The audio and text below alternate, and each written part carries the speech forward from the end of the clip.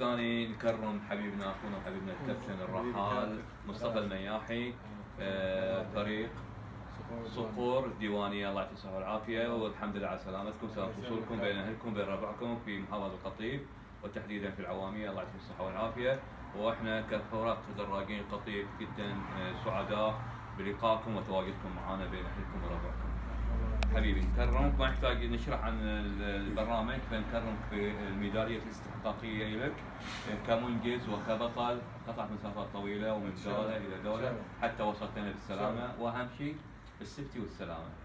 طبعا بضيفكم ان شاء الله في جروب السفتي والسلامه. حياك قلبك صادق. اسالوني انا عن السيف. حبيبي اسالوني انا عن السيف. ايضا نكرمك ببنت فريق عواميه بايكر الرسمي، وان شاء الله نشوفه من ضمن هالهيلمه هذه ما شاء الله تبارك الرحمن. حبيبي الله يشرف مقدارك حبيبي. ايضا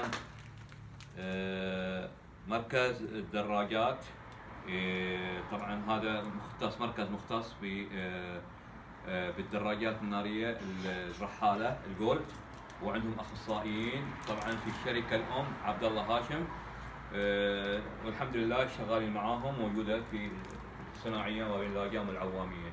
هذا البنت خاص فيهم، الله يعطيه الصحه والعافيه. وايضا بنت فريق ملاك ادفنشر بنيلي العرب، بنيلي الادفنشر.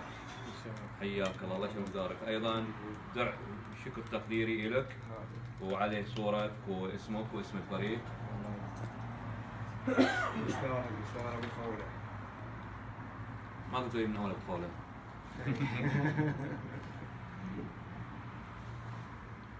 من بصور فوتوغرافي؟